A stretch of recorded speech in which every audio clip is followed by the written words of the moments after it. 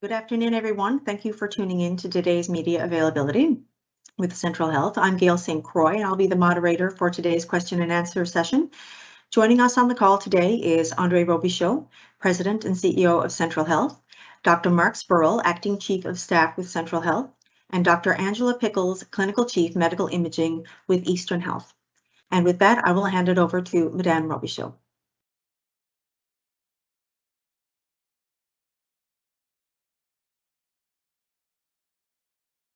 Good afternoon, and thank you for joining us for an update on a multi-patient occurrence affecting mammogram results in Central Health. Last Wednesday, Central Health became aware of the possibility that mammograms were being read on viewing workstations that do not meet technical standards for the review of mammography images. I want to emphasize that we're concerned about the viewing of mammography images on the proper viewing workstations and not the mammogram themselves. We understand that people will be concerned and anxious, and I want to thank them for their patience and assure them that we're moving quickly and thoroughly. Dr. Pickles will be able to speak to the impact of this occurrence on patients. Once this was brought to our attention, we took immediate action to confirm this occurrence and set in motion an audit to determine the scope of the issue and commenced a review to determine if mammography images had been read to standard. Our sample review suggests that the occurrence presents a low risk to patients. However, out of an abundance of caution, Central Health has hired an external radiologist to review all images that were identified as having been read on a viewing station that was not to technical standard to ensure that reports are accurate. Dr. Nancy Wadden is performing the review.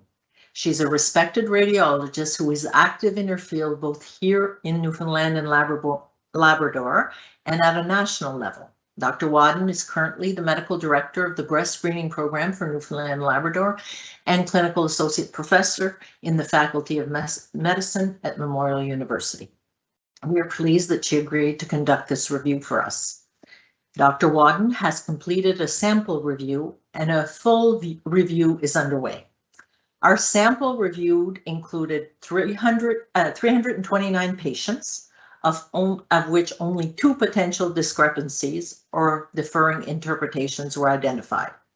The full review includes the images of approximately 3,000 patients who received mammograms between November 1st, 2019 and August 19, 2022. As of last night, an additional 130 patients' images had been reviewed and 1 discrepancy found. Therefore, we've reviewed 468 patients, of which 3 have potential discrepancies or differing interpretations.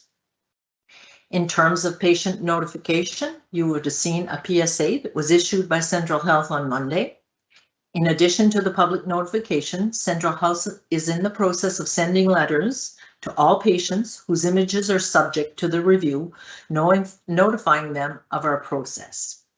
Following the full review, patients whose images do not show any discrepancies or differences in interpretations will receive a letter from Central Health by the end of September verifying this. For those patients whose images show possible diagnostic discrepancies or differing interpretations, Central Health will take several steps. We will be reaching out to the primary healthcare provider. We will be contacting the patient by phone, and we will be following up with a letter. These steps will be taken by the end of September to make them aware of next steps. Today, Central Health is contacting the 2 patients whose images were identified as showing possible diagnostic discrepancies or differing interpretations during the sample audit. If people have any further questions, we've set up a phone line and we encourage people to reach out. The toll-free number is 1-833-960-4571. Central Health values quality service and the safety of our patient remains our priority. We recognize the importance of quickly sharing information with patients who may be impacted and alleviating the concerns many may be feeling at this time. We are taking all required steps to address this occurrence in a timely and thorough manner. We thank you for your patience and understanding, and we sincerely apologize for any worry or inconvenience this may have caused. Please be assured the scheduled mammograms are not affected. They are proceeding according to schedule and will be read to technical standards. I now like to ask Dr. Mark Spurrell, our Acting Chief of Staff for Central Health, who will share some additional information about the occurrence. Thank you.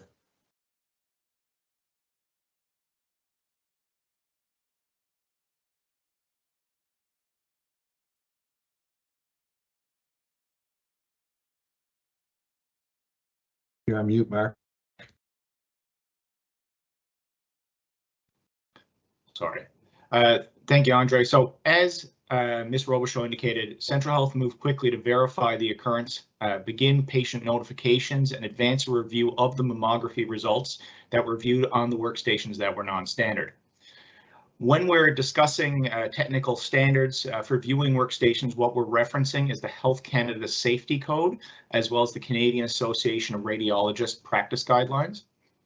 Central Health has 6 viewing workstations in the region that meet the technical requirements for mammography viewing, and that means that they consist of 2 monitors of at least 5 megapixel resolution each. We also have 3 megapixel viewing stations in our system across the region. These workstations meet the current guidelines for other types of imaging, such as CT scans or MRIs, but they do not currently meet Canadian guidelines for the viewing and interpretation of mammography images. I want to reassure everyone that 5 megapixel viewing screens are now being used across the region for the review of mammography, and that Central Health has initiated an internal investigation into mammography viewing practices in our region, and our goal of this investigation is to ensure this doesn't happen again. The details of the investigation are being finalized, and as we move through the process, we'll have a better understanding of this occurrence and its impact on the patients. I'm going to hand things over to Dr. Pickles now for her remarks.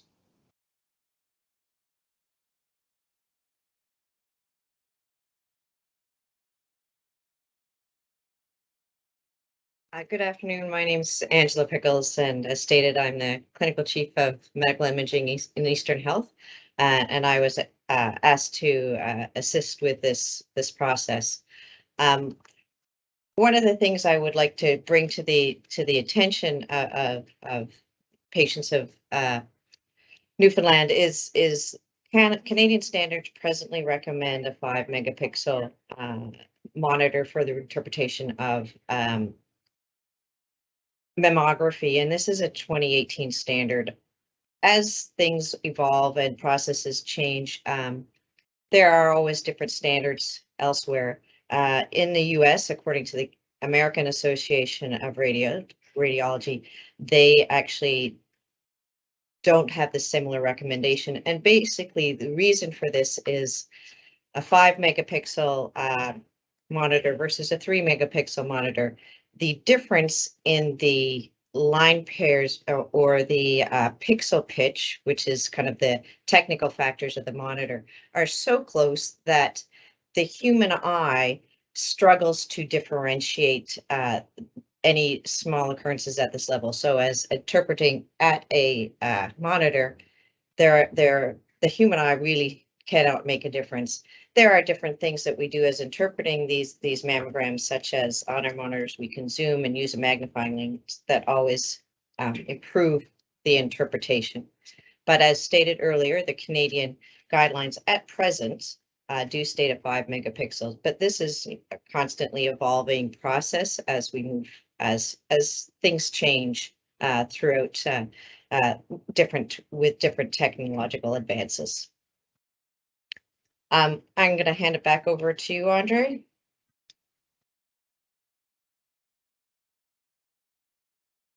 Thank you.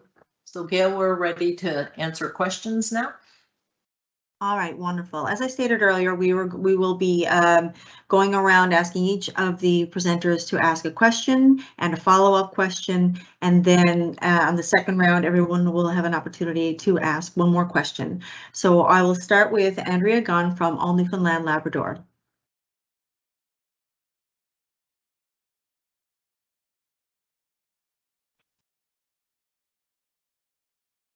Hi, sorry about that. I had to unmute there. Could you bring us through just how this happened, like how you became aware of this? And yeah, that's my first question. Sure. So the director of our department got a report from one of the employees that they believed that we weren't using the 5 for all view of images. So as a result of that, she spoke to our vice president, who then agreed with her that we should look at if that was the case. So from a technology point of view, and that's exactly what they did. And last Wednesday, they advised me that we did have an issue, and from there we started the audit. Okay.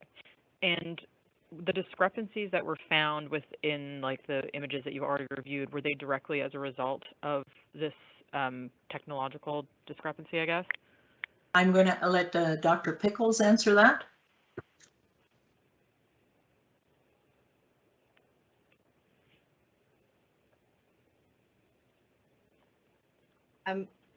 It's really going to be impossible to say.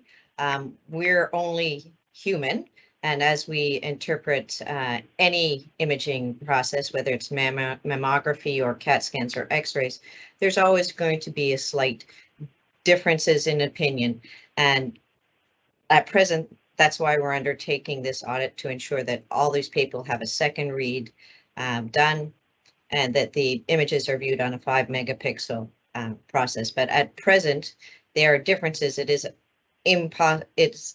impossible to say that it's due to the difference in monitors, but in my experience, it would be highly unlikely to be solely due to the monitors.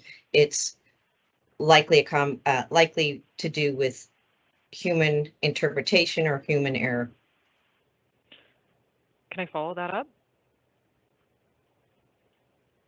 I'm not sure if I'm allowed or not, but my follow-up to that would be, is there like a standard for how, like, is there a margin of error in these kind of things? Obviously, you'd prefer that every single person's mammogram results are read accurately, but is this outside of the margin of error that you've seen previously on these sorts of things? So I'll continue with that. Yes, there is an accepted error. I don't like the word error, but difference in opinion, because it's not always actually an error in the diagnosis. It's anywhere in the radiology literature between 1 and 5%. So right now we are well within the expected difference in opinion as we start this audit, and you know, we hope that that's the way things stay. Thank you very much. We'll move on to our next question. It's from Richard Duggan with the OCM.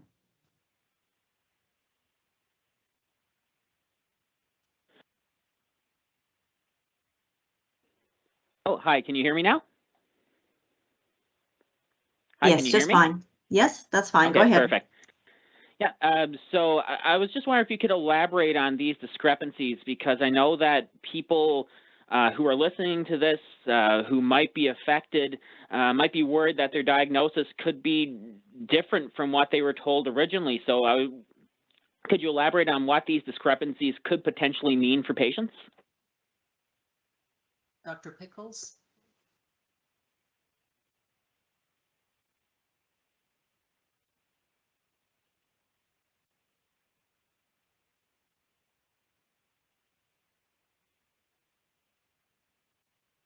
So, oh, can you see me or hear me?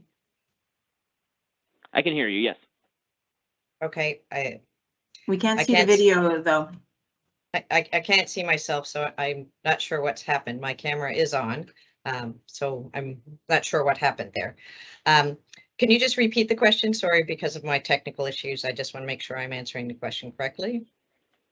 Yeah, so I was just looking to see if you could elaborate on the discrepancies that were found, because I know that people who might be hearing this, who might be affected, might be worried that their diagnosis could be different from what they were told originally. So can you just explain what the potential impacts could be from this for patients?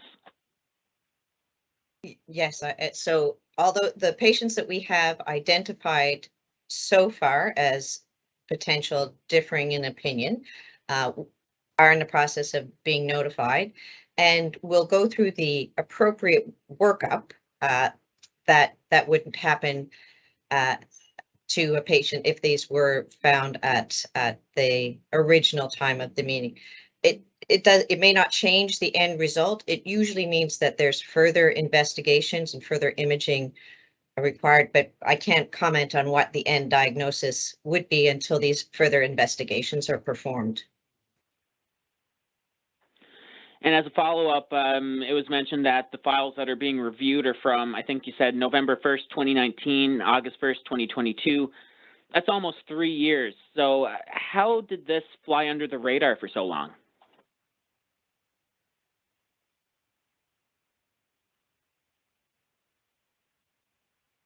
So we do an audit of our machines in terms of the quality of the machines, and we do maintain certain standards. We have looked at why this happened, and we're not there yet. So what you have to understand is our main concern right now was around disclosure, and we're in the middle of a review. And we'll come back with that. But at this point in time, we have to do a quality process to see how this happened. Our main concern in the first few days that this occurred was to do an audit, make sure that the patients that we reviewed all the files, identified who needed to have their images relooked at, and that's what we've done. So we begin our review on our quality review on how this happened and what we're going to put in place so it never happens again. Thank you. Thank you very much. Next question is from Anthony Germain with CBC. Yeah, good afternoon. I guess following Ms. Robichaud's comments, do I take it then that neither you nor Dr. Spurrell know why some of your staff are viewing mammograms on the wrong equipment? What I would say is that we have this is not the entirety. We have a lot of mammograms that have been done on the 5. We need to identify why some of the 3 megapixels were used versus some of the 5. And we need to look at process, and we need to look at our professionals. And as a follow-up, I guess is just a general question for any of you. As you know, the Cameron inquiry was a very dark chapter in this province's history, and I'm wondering, given the spotlight that was shone on breast cancer and breast cancer patients, how can something like this happen? So I'm going to let Dr. Pickles speak to that. Thank you. Hi, Anthony. So I want to make it clear, like the Cameron inquiry involved patients that already had a diagnosis of breast cancer. We're dealing with the diagnosis and trying to screen these patients. Mammography is performed generally as a screening process of which women have scheduled follow-ups, whether it's yearly or every 2 years. And the vast majority of these mammograms are completely normal. So with the Cameron inquiry, that was based with patients who already had breast cancer. This is not looking at, this is looking at the process of reviewing these images under different technical factors. And we know that the bulk of mammograms, again, are normal.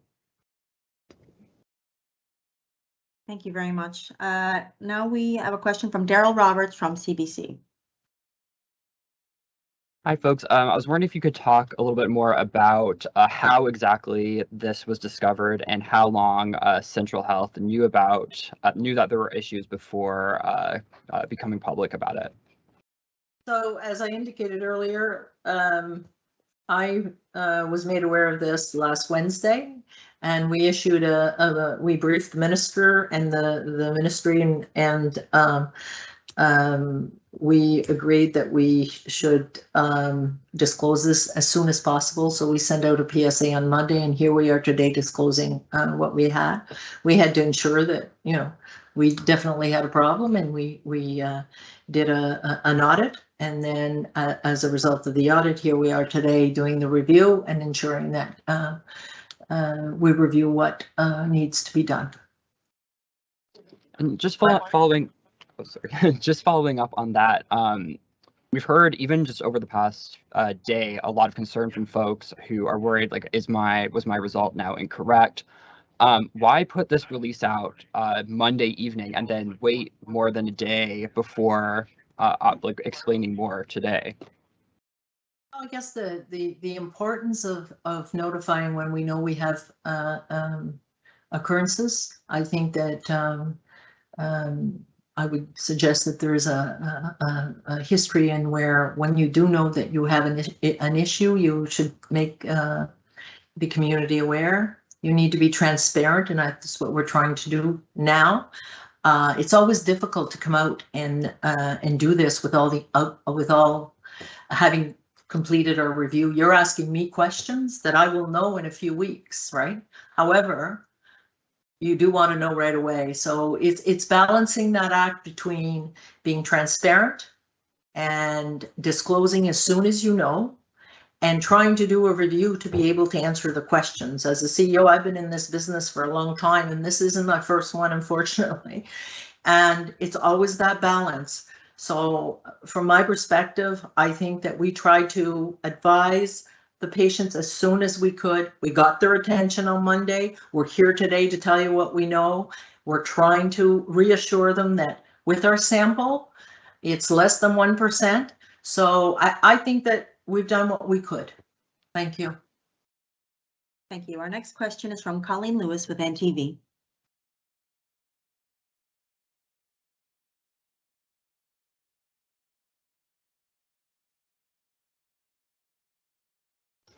It would help if you could hear me. Sorry. How long is the investigation expected to take? So Dr. Wadden told us that she could basically be complete by mid or end of September. So we're hoping, as I gave you the numbers, we have 468 done. So she's doing quite well, and we're very appreciative of the time that she's giving us. I mean, the investigation into how exactly this had happened. Well, it's hard to tell you before we start because of quality improvement. This is a multi-patient occurrence. We have to look at, you know, the process. We have to look at the HR component. Like, there's multiple components, and I always don't like to give you a timeline when I don't know, but I can tell you that all of this will be reviewed. You've listed off a bunch of communities that are affected here. What about the hospitals in Gander and Grand Falls, Windsor? Are they excluded from this? No, those, these mammographies are images were read in both Gander and Grand Falls, right? And they encompass anybody from the region that would have came for a mammography. Okay, thank you. All right, our next question is from Peter Jackson from the Telegram. Good afternoon. How do you, if this involves substandard workstations, how do you know that only tests from November 2019 on are affected? Was there something that happened in that year, purchase of new monitors? What was it that makes you realize it was only in November? Dr. Pickles, do you want to answer that? Part of this, the reason we picked 2019 November is actually a process for accurate data mining. So in order to determine if these exams were interpreted on the 5 megapixel versus the 3 megapixel workstation, we need to ensure that there's an accurate linkage between the report and the monitor where that was read. Prior to that date, there's no way to accurately determine that. The data is not connected, so if there's no way to know for sure. So we needed to choose a date and move forward from which we knew that we were accurately capturing data. Prior to that date, we could not acquire that information. Okay. There's some speculation that, particularly over the pandemic, that some diagnosticians may have been reviewing records at home. Is that the case here?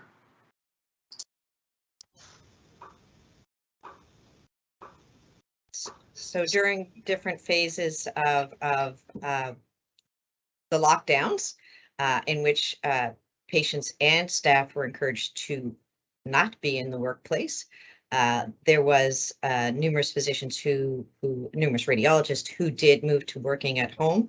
And that was to maintain, the government's recommendations on limiting access,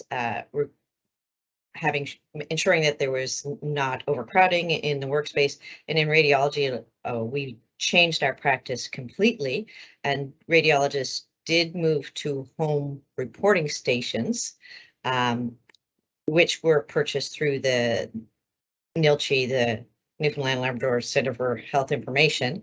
And some of the reports a lot of reports were reported from home during that time. When we came out of the lockdowns, you would see physicians and radiologists moving back into the workplace, and then we went lockdown again, moving back home. And this was to ensure that patients were still, the diagnostic tests could still be performed during the pandemic and during the lockdowns. Thank you. Now we are going to go through for the final round of questions. Andrea Gunn with All Newfoundland Labrador, do you have a final question? Yep. Hi, yes, I do. Actually, but before I ask, when you're answering questions, I don't actually see anyone on my screen. Can you say your name before you answer, so I know who's talking, and whoever else doesn't have their screen up? Some people are only on the phone, I think.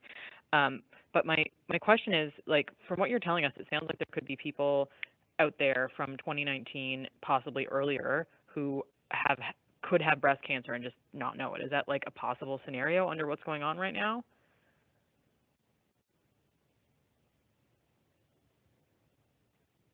This is Dr. Pickles again. Thank you. Mammography is a screening process generally, and we go through, as well as diagnostic, if women have a palpable lump.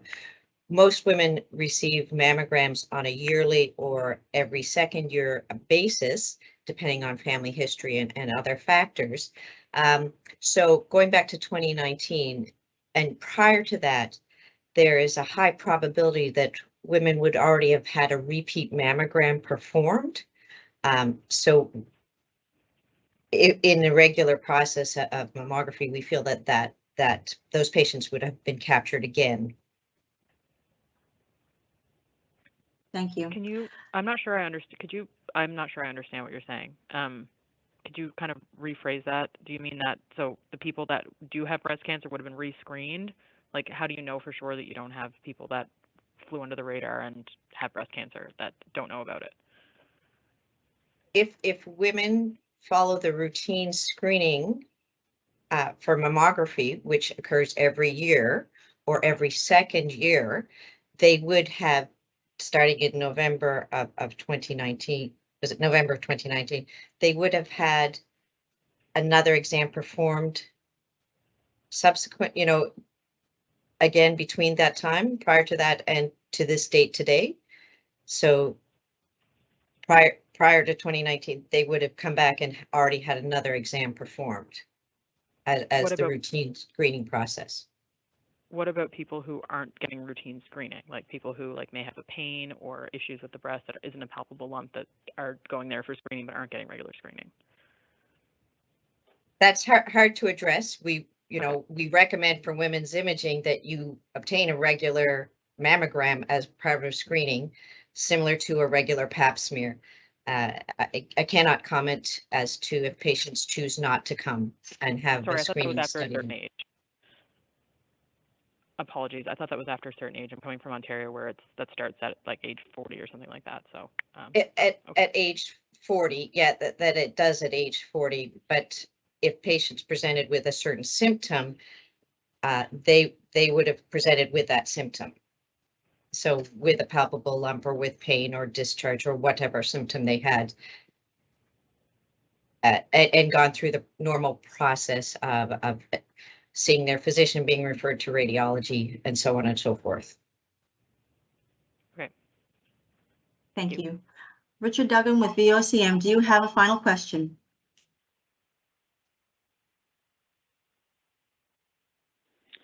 Yes, I do. Thank you. Hearing this information today for a lot of patients will be concerning, and I'm sure there's a lot of people that are worried following hearing this. Ms. Robichaud, what message would you have for any patients out there whose faith in the healthcare system is shaken because of this? So I guess my first message is that we are moving as quick. We apologize for this. My second message is we're moving as quickly as we can. As you know, we found out last Wednesday and we had 460 images reviewed. Dr. Wadden is going as quickly as she can. We are going to, we have an 800 number for people that are very concerned. We, based on our sample and the other 139 images that we've done, we see that we have a less than 1% rate in terms of discrepancy or deferring opinion. So one person is too much, I would agree. But I think that we will do everything we can to expedite this, reach out to people. We need to reach out to the primary care physicians. For those that don't have a primary care physician, we will make sure that there is a primary care provider that will support them through this if there's any issue. So we will do everything in our power to support them and expedite this. And again, we apologize for this. Thank you very much. Anthony Germain from CBC, do you have a final question? Yeah, I have one final question. I'm not sure who to direct it to. It wasn't that long ago that Central Health was put under the microscope in the Vaughan review, and the Vaughan report came out, and it really painted a picture of a system that was dysfunctional, to be polite. And I know that Central Health has been working at fixing that, but I do have a concern about today's news conference in the sense that this is a problem which originated with Central Health, but the medical expertise that we're hearing, and I appreciate everything that Dr. Pickles said, comes from somebody from Eastern Health.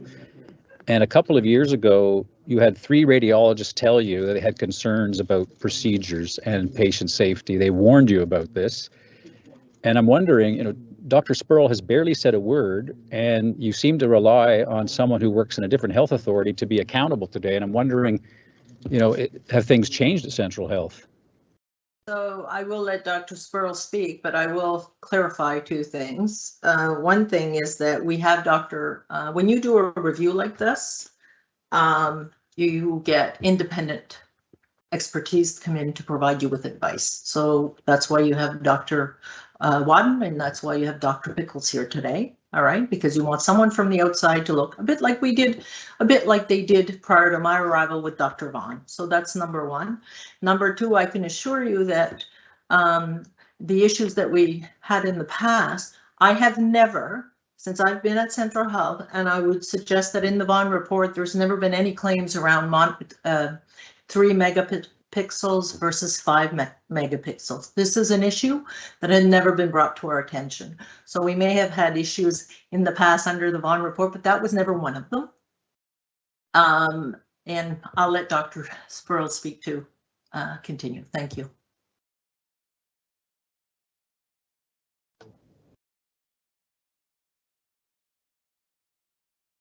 Thanks, Anthony. Yeah, I'll just reiterate what Ms. Robichaud said. The Vaughan report predates me starting at Central Health, but I think when you look at this is a discrete technical event as opposed to a more broad-based human resources event. I think we've reacted well to address this, and I think going forward as we continue our investigation, we should be able to find more root causes and ensure it doesn't happen again. Thanks. Thank you. Thank you. Daryl Roberts from CBC, do you have a final question? I do, yeah. Considering this issue went unnoticed for almost 3 years, how can you expect patients who have this kind of test or any other diagnostic imaging to have confidence that their test is being read correctly? Well, I can tell you that they're being done correctly today. I think that when you have big systems like this, one patient that's affected is too much, and I agree with that. But issues like this does arise sometimes, and as we address them and we get better at quality improvement, we improve our system. So I believe that we're doing the best that we can. I believe that today every image is being read on 5, and we have to move forward and ensure that this doesn't happen again. Thank you. Colleen Lewis from NTV, do you have a final question?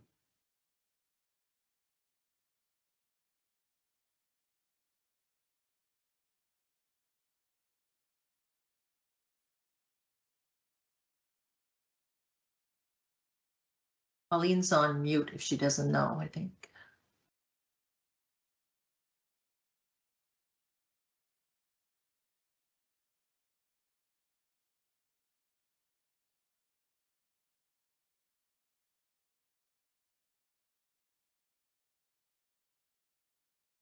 All right, I'll come back to Colleen.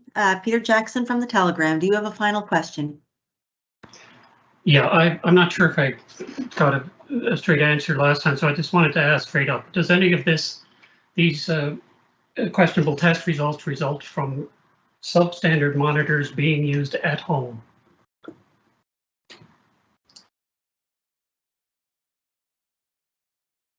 That's part of our review, right? We're looking at if that is an issue. I don't have an answer for you right now. That is part of our review. It would be, I think that we may have that as an issue, but that's part of the review, and we have to look at if that did happen.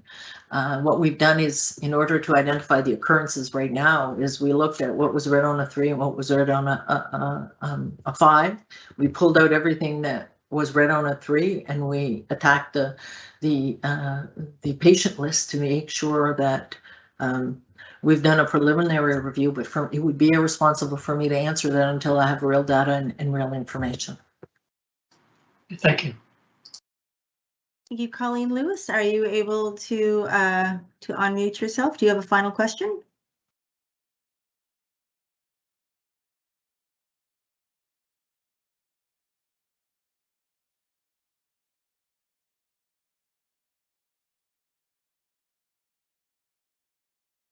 Is there someone else calling, Gail, or is she the last one? She is the last one, and she's just sending me a note right now. Stand by.